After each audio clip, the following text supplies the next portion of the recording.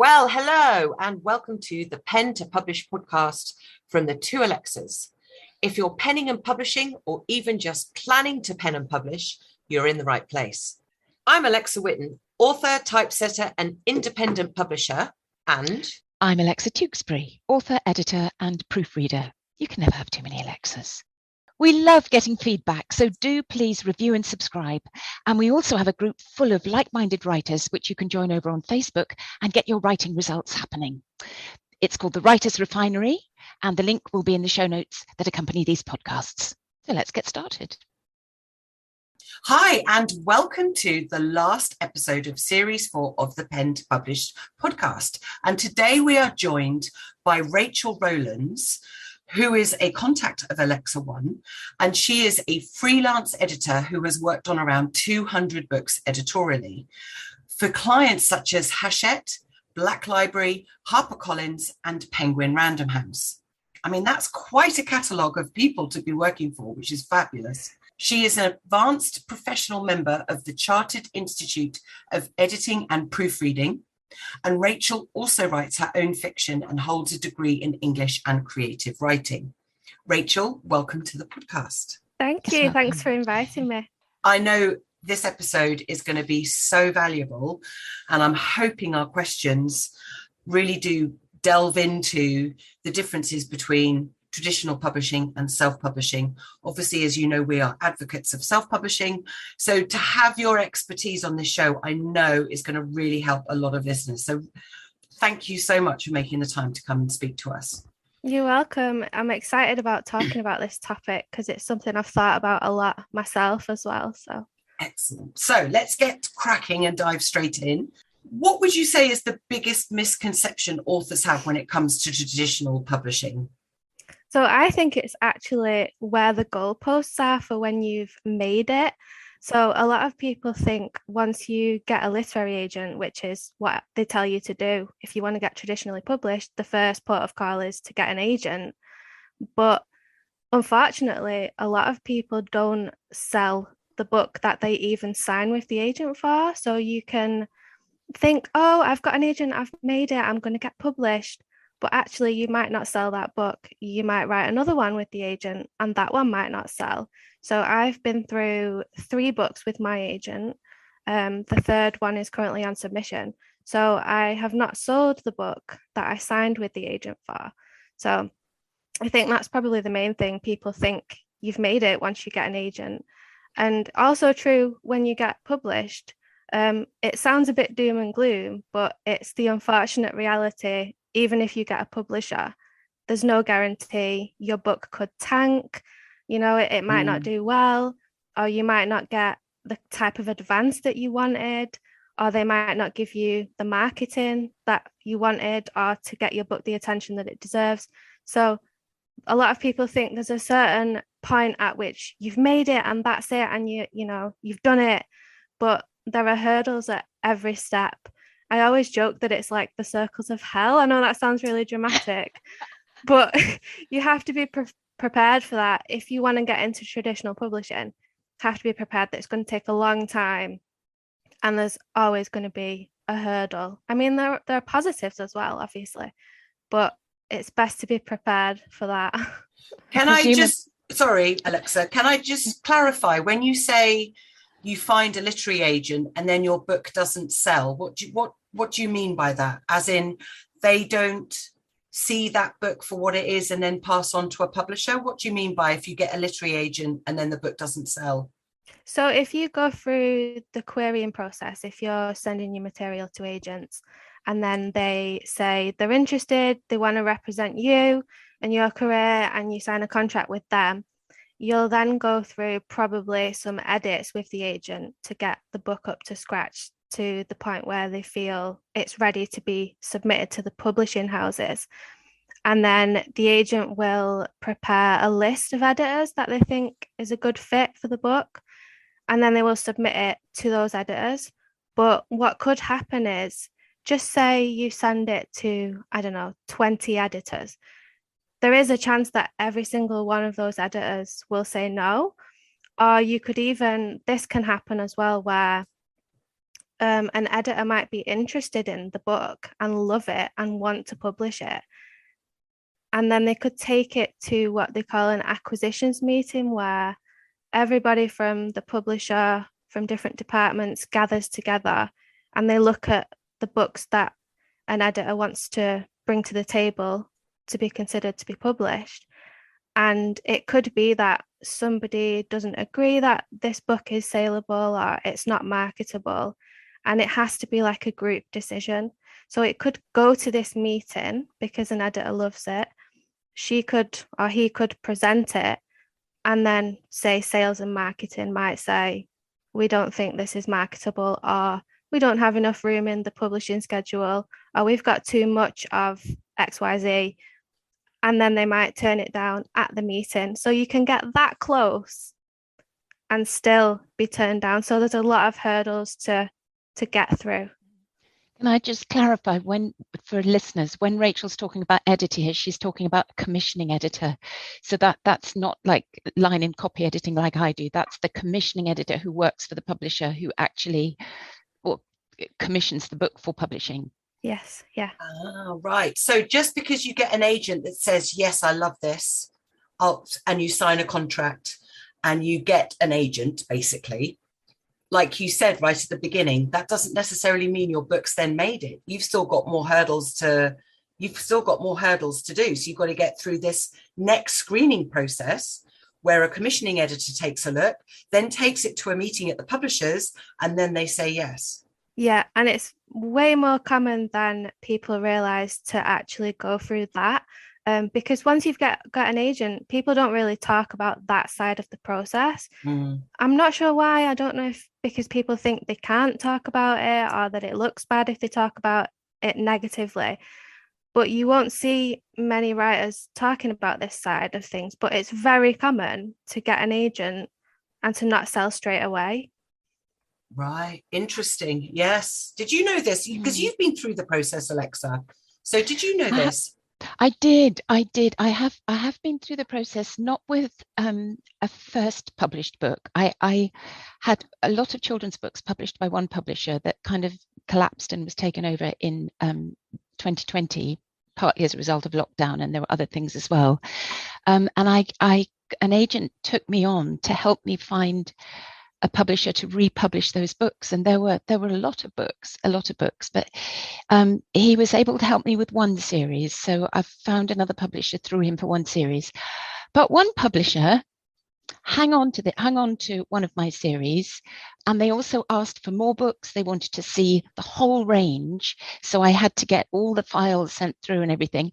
They hung on for over a year, and he chased them on and off for over a year, and then eventually we got this like 2-line email back saying, actually, we don't really think these are suitable for our list. After all that time. Really frustrating. Yeah. And also Joseph Milson, whose memoir I edited, he got an agent. He's a well-known actor over a lot of years. The agent couldn't get him a publisher. Tried and tried, but couldn't get him a publisher. Yes. Alexa's now holding up Work and Other Four-Letter Words by Joseph Milson. And if you haven't read it, go and read it, because it is excellent. Yes. Yeah, but so, yeah, I know that the agent, it must be an incredibly exciting moment, especially if you've submitted to lots of agents and suddenly one says yes. But I know that's not the end of the story. It is, yeah. I mean, I've been through all this. I submitted 2 different manuscripts to agents, and it was the second one that led to me signing with the agent, but I'm still currently trying to get past the next hurdle of getting the publishing deal. So yeah, it is very common. Wow. Well, I didn't know that. So that's fascinating. And thank you, because I think we're under this illusion that once you get an agent, that's it. You've kind of done it, like you said, right at the beginning. And clearly that's obviously not the case. So I think it's our duty to say, just because you get an agent doesn't necessarily then mean your book's then going to make it, any further. So, which leads me on to my next question. So, Rachel, in your experience, what are the 5 top things authors can do to help their traditional publishing journey and make their books more likely to be considered? Well, the first thing I would say is to practice before you actually decide to submit. So the first thing you write probably isn't going to be to the standard where it's ready to be submitted. So write some practice books first, learn about writing craft as well. So those are like two tips, I guess: practice and learn about writing craft. So books like Self-Editing for Fiction Writers can teach you a lot about craft elements. A lot of writers struggle with exposition and info dumping, and there's some really good chapters in that book that can be really helpful. So it's really important to practice because, like I say, the first thing that you write, you're going to be completely new to writing. So it's probably not going to be that book that's ready to submit. And obviously things like getting critique partners or beta readers as well, getting feedback that way can help you learn.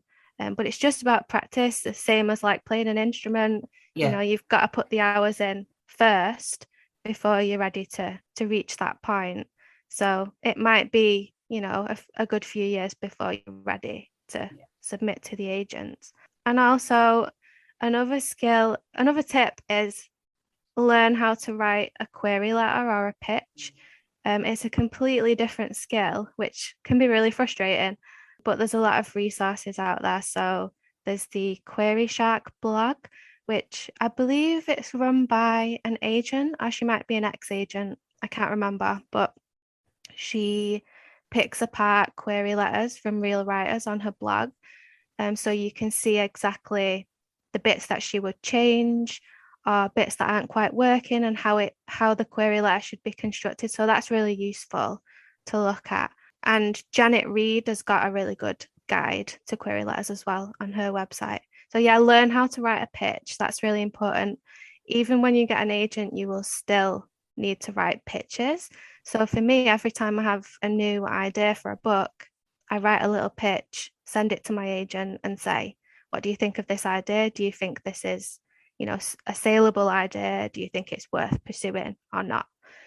So even once you get an agent, important to know how to write a good pitch. And I guess be prepared for it to be a long process. Like I was talking about all of the hurdles that you have to overcome. Have patience. And if you think that you're not patient enough, maybe think about self-publishing, because you can be stuck in the loop of querying or trying to get published for many, many years. And if you're not willing to wait that long, if you want to do it now, maybe a different route is better, because it is long and notoriously a slow industry as well.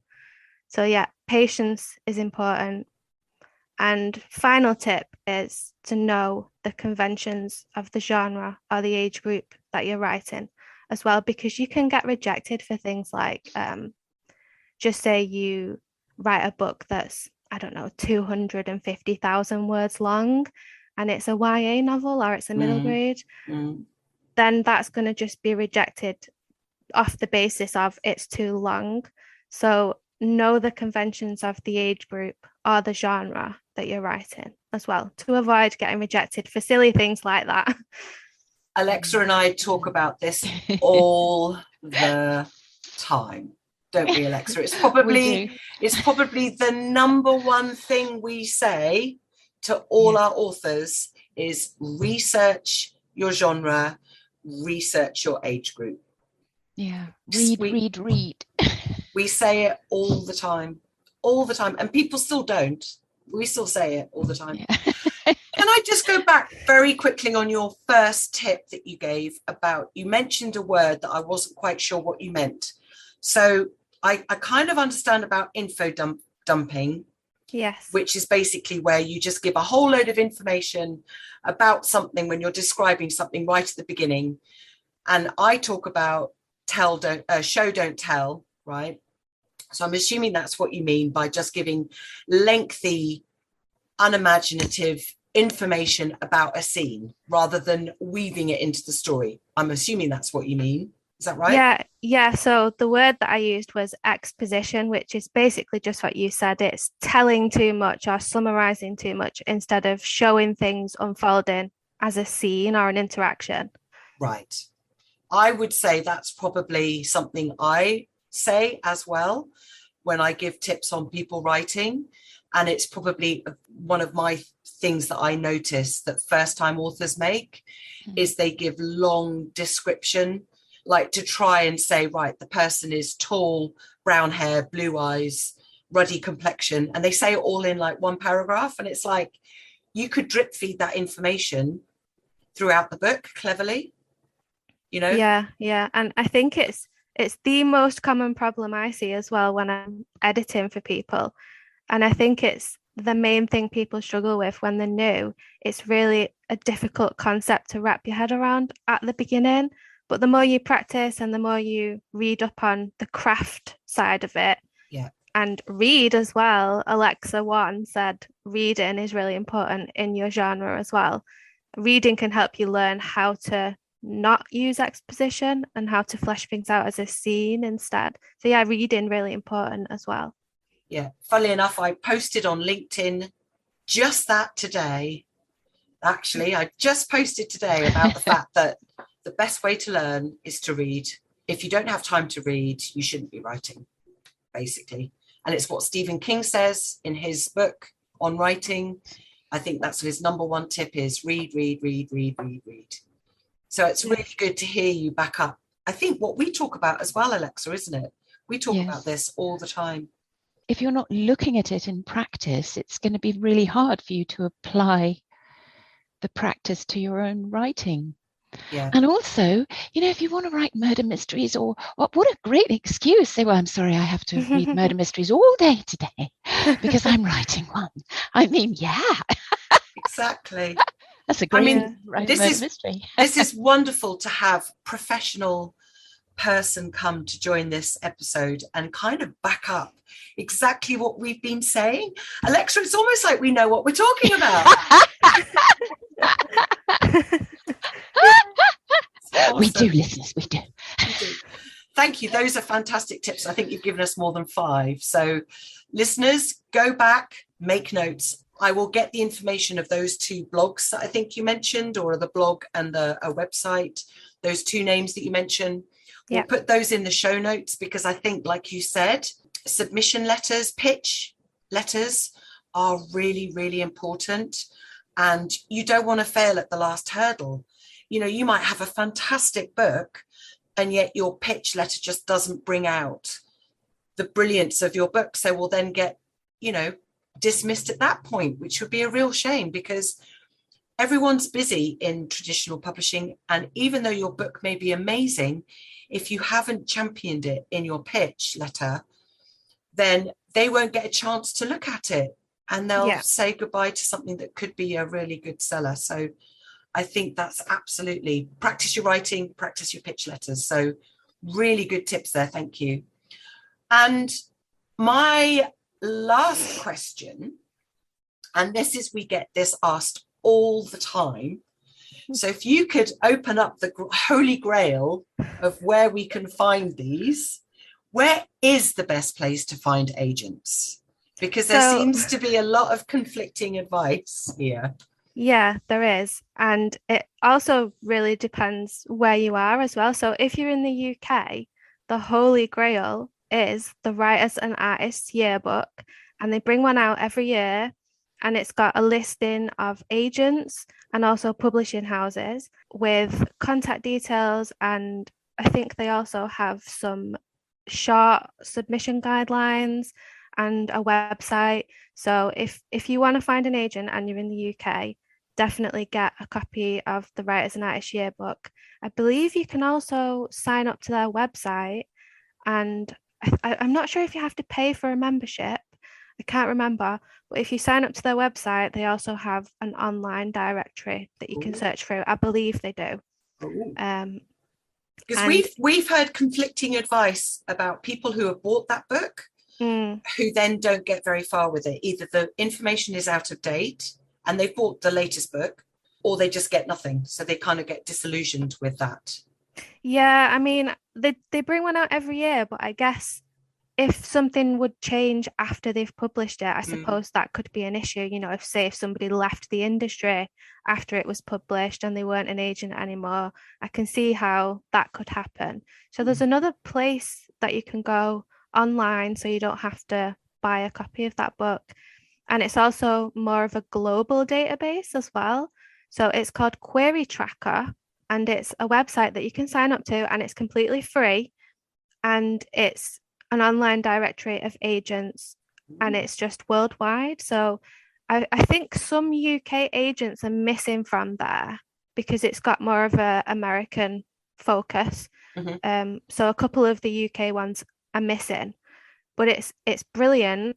You can also use it to, if you're actively submitting, you can use it to keep track of your submissions. So you can click an agent that you've submitted to, and you can like put the date that you submitted to them, so you can track how long it's been since you sent the submission. And when you get a response, you can record the response, so you can keep track of all your submissions in there as well. So it's really useful. That is really useful. The other place I've heard, and this was given to me by a VA of mine who's gone on to write 2 best-selling books. She's self-published, but she found Twitter is a really good place also for agents, but not just putting out a tweet going, I've written a book, come find me, but more about the fact that do your research, go and follow them, interact with them, build a relationship with them, then approach them. Would you say that might be a good way too? Yeah, I think it can be, if you make sure you do it, you know, in a tactful way and not badgering them all the time. There's also Twitter pitching events that sometimes happen. So there'll be, I can't think of any right now, but there'll be a hashtag. Oh, one of them is like DV Pit, which I think is for pitching diverse books. But there's loads of them for different genres, different age categories. And you can use those as an opportunity to pitch your work. It's in a slightly different way because you have to fit your pitch into a tweet and tweet it out when the event's happening. And how a lot of them work is you'll tweet out your pitch, you'll include the hashtag, say it's DV Pit, and there'll be agents and publishers looking through the hashtag. And if they're interested, a lot of them will have like a little rule set for the event where they'll say, if I like your tweet, send me your first 3 chapters for consideration if they're interested. So that can be another really good way of finding agents or getting your work noticed. I think that's amazing. How do we find that hashtag? I guess we ask other authors maybe. There are a lot of them. I've got a list of them on my website. Actually, I put together a list. Some of them sadly closed. Some of the big ones ended recently, but there are still loads of others, and I've made a list as well, so I can send that to you. Thank you. Well, obviously we'll have all of your details in the show notes, so we'll include your website if that's okay, so that people can then just click and go and find out. Thank you. Wow. I knew this episode was going to be good. Yes, I think this episode is going to be like mega. This is going to be probably the most downloaded episode we've ever had. So, thanks. So thank you. Basically, to sum up, my bit of questioning is be patient, do your research, read.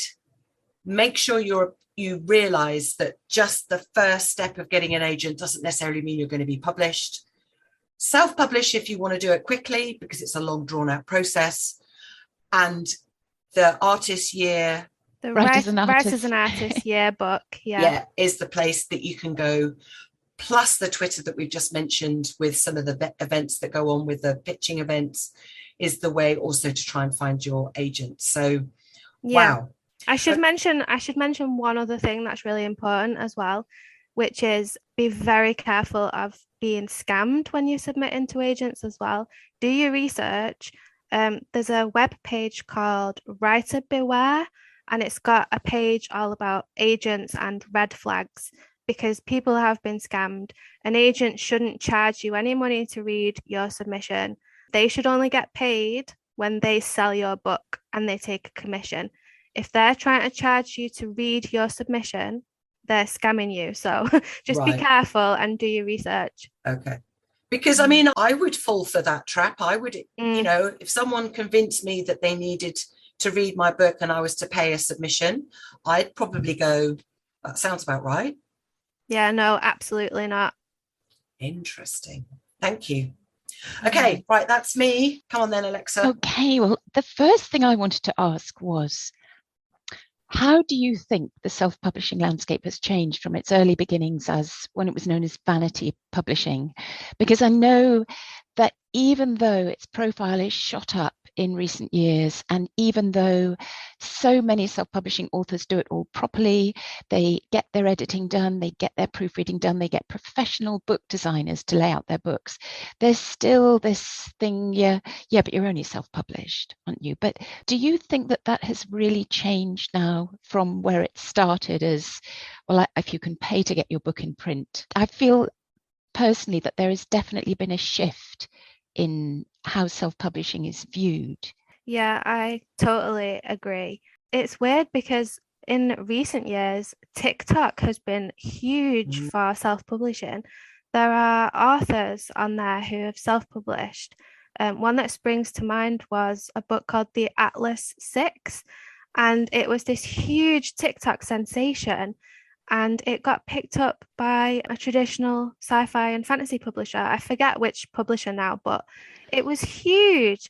And that author was picked up traditionally because she completely blew up on TikTok. And this is how things are changing now. TikTok is doing really amazing things for authors at the moment. And there are a lot of books getting picked up from there, which I think is amazing. I'm not on there or anything, but I think it's brilliant that people can be on there and build a platform for their work and then break into the traditional industry that way. I think that's brilliant. And I suppose it shows, if the publishers see that they've got thousands and thousands of followers interacting and recommending their book, then that for them is a fairly safe bet, because then they know that there's already an audience for that author when they take them on. Yeah, and this ties into, I guess, how it's becoming more difficult to get traditionally published, because people used to say, you know, you don't need a platform to publish fiction traditionally. You know, you go through the submission process and everything. But I think it definitely helps if you have a platform already. As we're seeing with TikTok, people that have the platform are then generating the interest from the publishers. So it's definitely changing in that sense. And hopefully, I mean, I do a course with Sophie Hannah, who's a crime writer, and it's a writer's coaching course. And she's published by Hodder for her contemporary crime fiction. Pretty sure that's right. But she also is very interested in coaching. And she said that if she wrote a coaching book, she would very happily self-publish it. So from somebody who's quite a high profile writer who has that view of self-publishing. And she talks about it on the course, that it's not something that authors, if they're not getting anywhere on the traditional route, then she says, yes, self-publish. Yeah, so its profile has definitely changed. If anyone listening is wondering whether it's not maybe a best way to go. Now then, we've talked about some of this already, but because there are obviously pros and cons with both traditional and self-publishing. So I was just going to ask you if you could list a few fors and against. And I know we've talked about, you've said, if you're not very patient, don't go for traditional publishing, because it could take a really long time if you even get there in the first place. But are there any other just kind of main ones, just to help people think through which would be the best way for them personally to try and go? I could talk about this subject forever. There's so many things. I mean, I'll try and keep it brief, but there are so many things to consider. But with traditional, I think the pros are that, for me anyway, personally, I've pushed myself to a really high standard because it's so difficult to get an agent and to get published. You're constantly pushing yourself to improve. And I think that can be a positive if you've got the patience. I mean, obviously, if you're an indie author, you can still push yourself to improve. But I think having the hurdles there in a way forces you to, right, okay, how can I get better? How can I write a better pitch? How can I write a better book that will get noticed? So for me personally, it really pushes me to reach a particular standard. But you've also got, an agent that can help you negotiate contracts and things like that, which you wouldn't have if you were self-publishing. You'd have to do everything yourself. And you'd have a dedicated team if you get a publisher. You don't have to pay any money up front. Like I was saying, you shouldn't pay an agent to read your material or anything. No money up front from the author in traditional publishing. The money flows to the author, they always say in traditional publishing.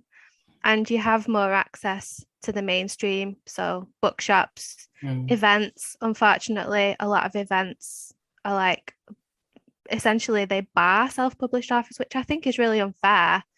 But it is a sad fact that a lot of bookshops and events are just solely for traditionally published authors, and access to things like awards and prizes as well. And the sense of validation, I think people talk about a lot, that you've made it past all these hurdles and then you've got there and somebody has kind of validated your work. I guess you get more of a feeling of that. Not that self-publishing can't be validating, but I think there's something special about people in the industry have loved your book enough to take it on. I think that can make an author feel really validated. So I think that's a big reason why a lot of people prefer traditional. But like I said, there's so many cons as well. So the time-consuming nature of it, months to years, some authors even like a decade, waiting to get published. There's a sci-fi author called Beth Revis who I think it took her 12 years to get published. So yeah, a long process, and a lot of it is luck and timing and getting your book on the right person's desk at the right time when the right trend is there. But you also have less control over your work. So if you get a cover that you don't like, you might not be able to do anything about that. You could try, but ultimately authors don't have a lot of say in things like that. And sadly, a lot of times people might get published because they know somebody that can help them get a foot in the door. So if you feel like you don't have connections, it might be more difficult, which can be really frustrating. So yeah, I think those are the main cons of it. And self-publishing, completely different. You have control. You can choose your team of people. You can choose your editor, your proofreader, your designer. You can choose your book cover, the genres you write. You're not beholden to what traditional publishing thinks is trendy.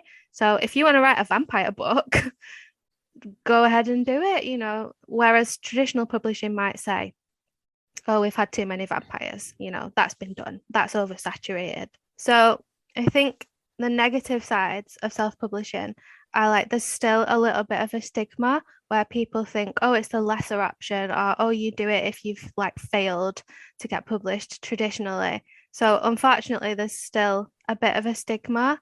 It's getting a lot less. Like I was talking about TikTok and how a lot of self-published books are making their way into traditional. So I think the stigma is getting less, particularly for publishers. And another major downside is you have to spend money if you want to self-publish, especially if you want to do it well. You want to get a good cover, editing. You might want to spend some money to market the book. So unfortunately, you have to put money up front, unlike in traditional publishing where you don't have to spend anything. And also self-publishing is flooded as well. I was reading something, I forget the figure, but something like thousands and thousands of books are published on Amazon every day. So there's that as well, like a flooded market. But traditional publishing is the same. It's really competitive. So either way, you're going to have competition. So, and also if you're self-publishing, you're more thinking like a business. I'm running a business because you have to do everything yourself. So I guess you also have to be prepared to treat it like a business as well. So yeah, I think those are the main downsides to it. Yeah, I think we talk about self-publishing in the fact that you have to treat it like a business, and the fact that we basically say when you self-publish, you have to do all the marketing. Yeah. And we've seen with our self-publishers that they avidly promote their books on Facebook groups, on Instagram, and they do very well because of that. So they understand that there is that, obviously, once the book's written, that's not the end of the journey. They very much realize that they've then got to go out and then push the book. As you say, Rachel, it's making it a business. It's not just the arty side of writing a book. It then becomes a business to sell it. So you've got your product and you have to go and push it. Yeah, exactly. And whichever path you go down, it will end up that way. Even if you get published traditionally, you might get some marketing budget and help, but you will still have to promote the book yourself as well. So either way, you've got to have a bit of a business head as well. And then, do you personally see self-publishing as an equally valid way to get your book in front of an audience as traditional publishing? Yeah, I definitely do. I've really come to love a lot of self-published books. I never used to read that many self-published books until I started editing. And the amount of talent that there is, like some of my clients just blow me away with how talented they are. And they're self-publishing and their books are amazing. And there are authors doing really well self-publishing, building a platform, building a readership. And a lot of them are choosing not to go down the traditionally published route because they're thinking, well, I'm making a living doing this, especially in the romance genre as well. There's an author that I really like called Katie Wismer, and she's doing brilliantly publishing romance, and she's got a YouTube platform and a TikTok platform and has no interest in traditional publishing. So for some people and in some genres, they are doing way better in indie publishing than they would if they self-published. And also some genres just wouldn't fit traditional publishing. So for example, I was a beta reader for an alien erotica a couple of years ago. Ooh. Yeah, and it was so much fun. It was great fun. But that kind of genre, you would not be able to get that traditionally published. There is no, like, that I'm aware of, there's no market for that kind of thing. So if you're writing something that's really niche like that, you can do really well in self-publishing. So yeah, definitely an equally valid way of getting an audience and getting your book out there. And I suppose fan fiction as well, that can do really well. I know there was like a spate of Pride and Prejudice, like offshoots, wasn't there? And there's been other things as well. And what was it, Pride and Prejudice and Zombies? The Zombies. Yes, the Zombies. Yeah, that wasn't self-published, I don't believe. But I think if popular books, if you want to write your fan fiction, then you've got a ready-made audience. From people who liked the original book, I suppose. Yeah, well, I mean, the most famous self-published book that then went on to score obviously a massive deal was the 50 Shades of Grey series, because she was self-published right at the beginning. She was just a blog. Wasn't that fan fiction? That was fan fiction, and it was just on a blog. And then she self-published the first book. It got picked up. I mean, it's mercilessly criticized because they say it's so badly written, and it's probably the most common book in secondhand bookshops. But on the flip side, she's a multimillionaire. It's so interesting. It's so interesting because, I hear a lot about how well romance authors and erotica authors do on Amazon and self-publishing, and how some of them are making a living off of that. And it's so interesting, but 50 Shades of Grey gets that kind of response in traditional publishing. This is what I mean when I say with some genres, it's way more accepted in a way in indie publishing than it would be in traditional. But, a traditional publisher then approached her, and then she's had 3 movies. And apparently she was a nightmare to work with. Like she was like on set and was very, very controlling apparently over what they did in the movie and all the rest of it. But you know, she started out just as a blog. So it just goes to show, I think, what can be done when you feel passionate about it. And if you get in, you know, that sparked off a whole new load of romance, not romance, but erotic, you know, mummy erotica, as I call it, you know, mummy porn, whatever. Whereas, you know, before it was like the Mills and Boon, wasn't it? That, I mean, Mills and Boon they're traditionally published, and they were prevalent in the 80s, weren't they? You don't get to hear about them so much now, but back in the 80s, Mills and Boon were really popular. But anyway, I digress. Alexa, you've got another question, I think. I have. So do you think that as editors, if an author asks, we should advise on whether or not they should try the traditional route before looking at self-publishing? Because I'm sometimes asked, but I always feel that because books are so subjective that I need to answer cautiously, because my view might not be an agent's view. Like, I could get really excited about a book and think, wow, yeah, this is definitely going to go places, but that might not be the view of a publisher or an agent. Do you get asked that question as well? I do. I get asked that a lot because I do submission packages for people, and then I also get people who are not sure what route they want to take, and they ask for my advice and things. But like you say, you always have to answer cautiously and let them know that, you know, your view doesn't necessarily reflect what an agent might think. But sometimes, like, I do know. So if I know that they're writing something that probably wouldn't work in traditional, you know, it's a really niche thing, or a really experimental idea, or a series, for example, it's very difficult to get a series published as a debut author if you're querying agents with, you know, say a 7-book series or something, and they don't know who you are. It's very unlikely that they're going to accept that book. So if I know it's not going to work in traditional, you know, I will tell them, agent's probably not going to take a series. You might want to self-publish this instead. If it's really niche and experimental, alien erotica, my previous example, then that probably isn't going to work in traditional. So if I feel like I really know genre and market wise that it's not going to work, I will tell them. But like you say, it's difficult when it's, you know, something that would be more marketable, like a thriller or a YA fantasy, but that it's going to be really competitive. I can say, I love this idea. I think this is brilliant. The writing's great. I think it's really strong, but that it's really competitive. Like, the market is so competitive. So I can say that I love it and encourage them, but there's no guarantees, unfortunately. So that's how I approach it. Yeah, that is similar to what I do. Yeah, it's just interesting to talk to someone else who gets asked the same question.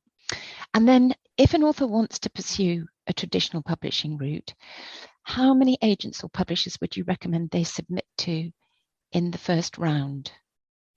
I think this depends. So certain genres I found, particularly in the UK, don't have as many options available. So just say you've written sci-fi or fantasy in the UK, there are not a lot of agents that represent that. So your first round might just be all of the agents in the UK that represent fantasy and sci-fi, because there are so few of them. So it really depends on the genre. The US market is much, much bigger in terms of how many agents there are for particular genres, fantasy and sci-fi being, you know, some of those. So yeah, genre dependent, but if you're writing something that's got more options available, I'd say start with a small batch. So maybe do 10 to begin with and gauge interest. So just say you submit to 10 and you're getting rejected across the board. Maybe then you look at, how can you improve your query letter? How can you make the pitch better? Do you need to get feedback on chapters, because some agents request chapters with the pitch? So maybe do a small batch and just see the response and tweak and keep doing that. I give this advice all the time, but I will not lie, I did not follow this advice. when I was submitting, I was very stubborn and I queried so many agents. And the first book that I did that with was just rejected across the board. But the second one, again, I was very stubborn and just queried so many people. And it worked out. And I was a little bit cheeky about it because I think sometimes you have to be a little bit outside the box. Not in a rude way, like don't harass them, but I was a little bit cheeky. So what happened was I had submitted to some agents and I was starting to get requests for the full book and I was starting to get serious interest. And I had an agent who said that they wanted to meet me and they talked to me on the phone and stuff and they wanted to have this meeting in London. So I was like, I can use this. I can email the other agents who are reading the manuscript or who I've submitted to, and I can tell them this agent wants to have a meeting. I've got some interest because there's a joke online that they're like sharks. If there's interest, everyone wants some. I wonder if that's why that blog is called Query Shark. Anyway, tangent. I thought I could use that. So I emailed some of the others and said, I've got interest. And there was this particular agent who we really clicked and she'd given me some really good feedback. But when I said I had this interest, she said, oh, she will step back and stuff. I can't remember why now, but anyway, this meeting with this other agent fell through in the end. Yeah, that was really strange. She'd acted like she wanted to represent the book and, come down and we'll talk. And that's normally a sign that they want to represent you as an author if they invite you to a meeting. Anyway, that fell through and it was pretty unprofessional, very disappointing. But I thought, oh, it's such a shame. That other agent, we really clicked and we really got on and she really got the book and she had this amazing feedback. And I was like, oh, so I thought, you know what? I'm going to be cheeky. I'm going to email her. So I emailed her and I said, oh, this meeting fell through, but I felt like you really got the book and you got what I was trying to do. And, would you be willing to reconsider it if I implemented all of your feedback, went away and did some edits and stuff? She said yes. And this led to another round of edits with her and we worked on it together. And then she offered to represent me after that. So I was kind of a little bit cheeky, but I think sometimes doing things a little bit outside of the box like that can be really helpful. And I hope that wasn't too much of a tangent.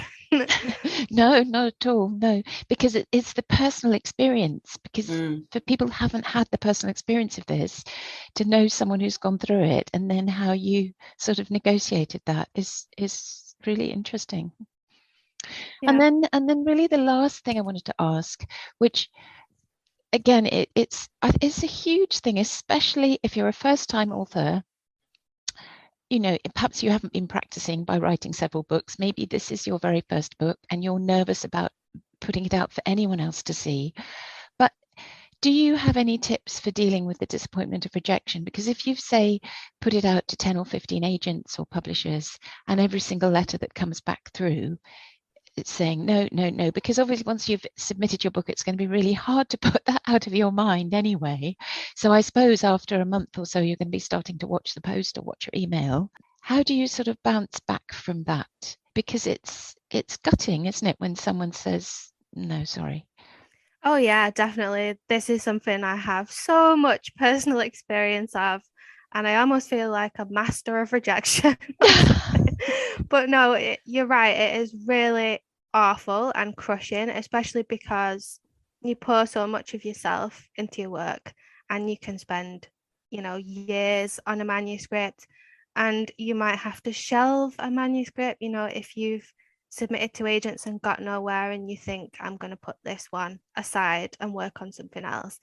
And if you go through years of doing that, as I did, that can be really, really gutting.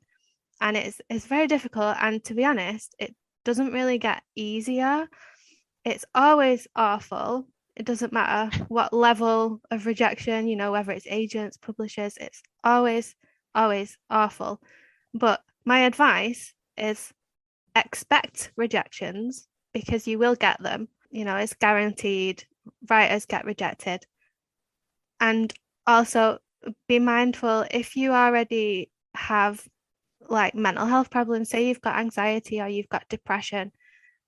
I always think people should be really mindful of that as well and how it might affect you if you deal with things like that, because it can make problems like that worse if you keep going through these rejection cycles, which ties into my other tip, which is if it's getting too much and you're getting a lot of rejections continuously, take a break from submitting.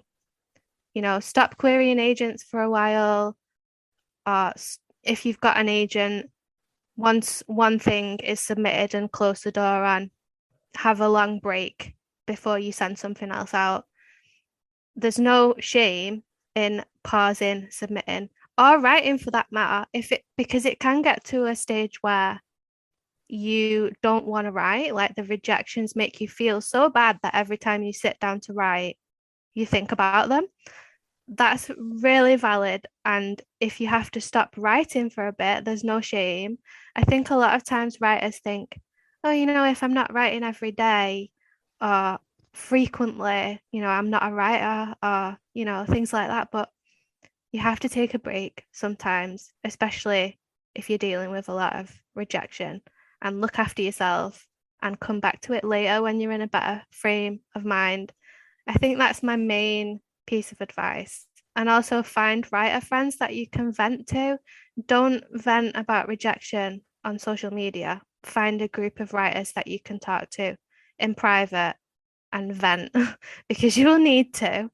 So, yeah, those are my tips.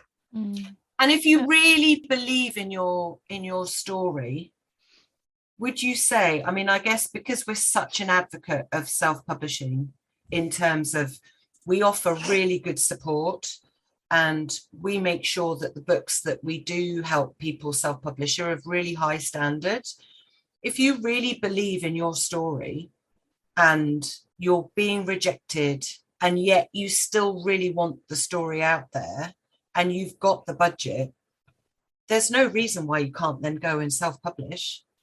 Yeah, definitely. And this is something I've been thinking about because I'm on my third book that's on submission to publishers right now. And I have been thinking recently that if this third book doesn't get past the hurdle of, you know, the editors and everything, I will probably self-publish it because I do really believe in it. So I think if anyone is in that position, that's completely fine, you know, to do that. And it doesn't mean you're like, you can try traditional publishing again in the future with a different book. You can do both. And I think that's my plan, being more of a hybrid author, trying both. Yeah, I think that's a good idea. If you believe in the story and you don't want it to just, you know, sit on a laptop or on a hard drive somewhere, then why not get it out there and try traditional publishing with a different project in the future? Yeah. Or depending on how your self-publishing journey goes. I mean, we seem to mention Kylie probably every episode, but she's self-published 2 books now called The Ink Cap and the Nethers. It's about mushrooms. It's about her dad's allotment and these characters of little mushrooms, and they get up to adventures, basically. And she's self-published. Now, she's been going to schools, talking about self-belief, talking about how the fact that her author journey was something that she's really, you know, she believed she could do this, so she did. She's got an amazing following. She's almost sold more than 2,000 copies of both books.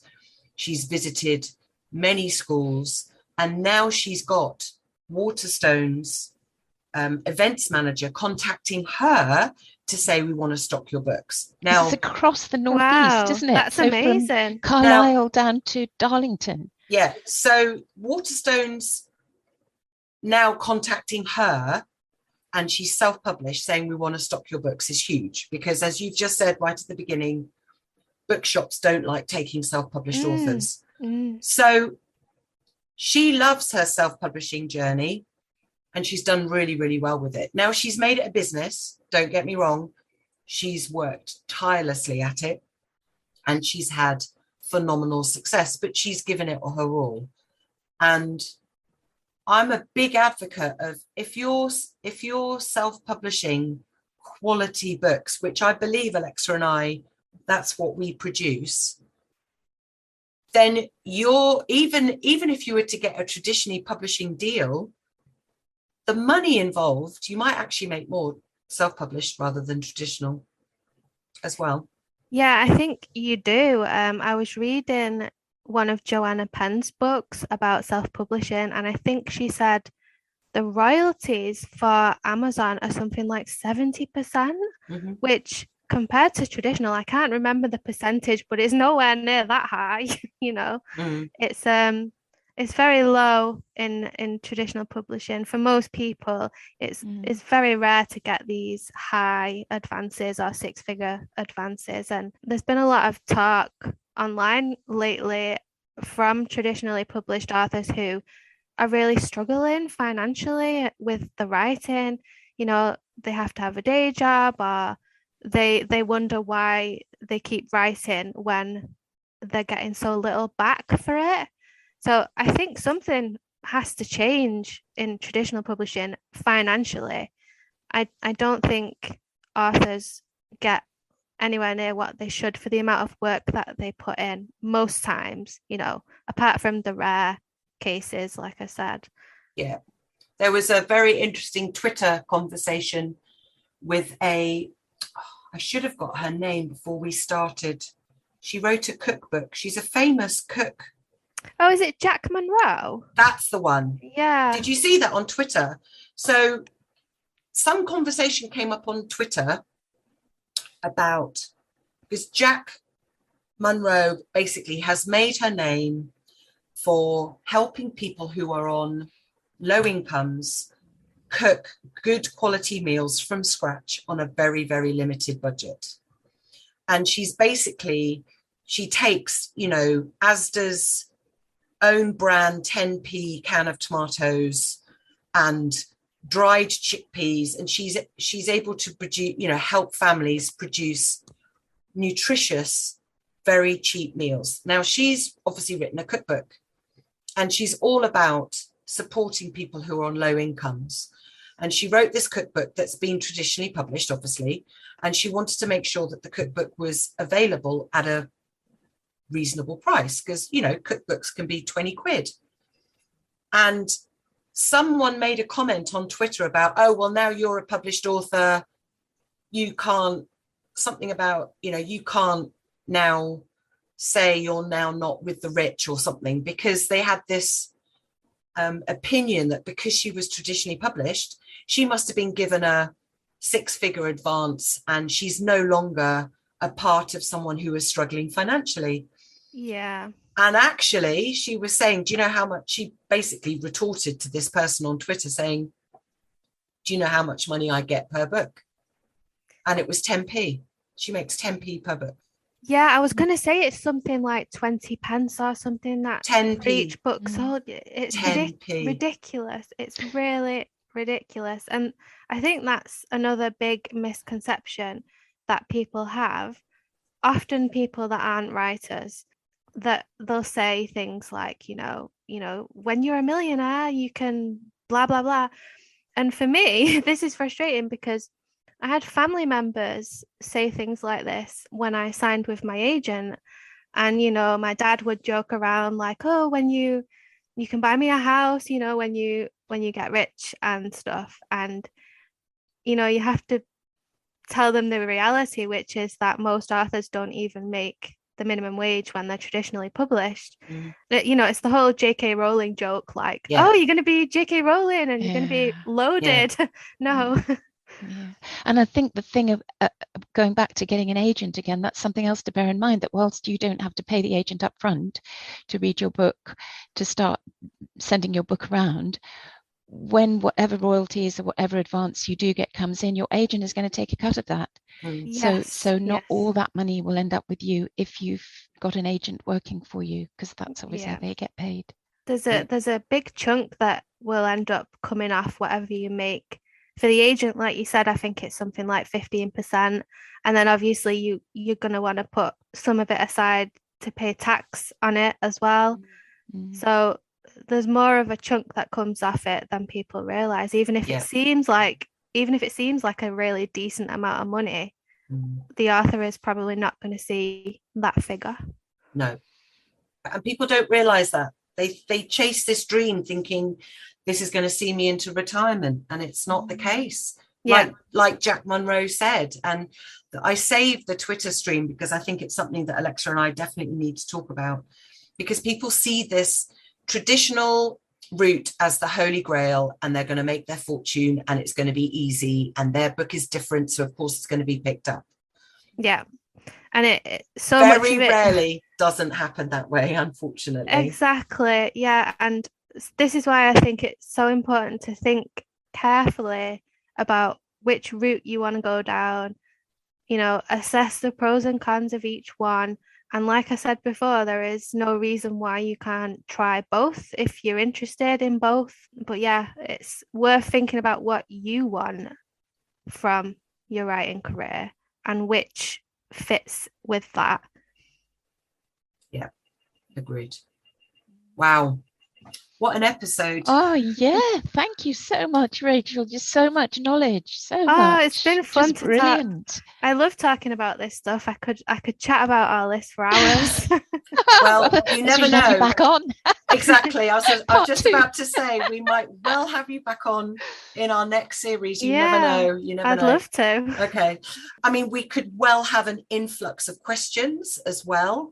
So maybe that's when we have you back to answer questions that we have from our listeners, because I would imagine this is going to spark some questions and some debate.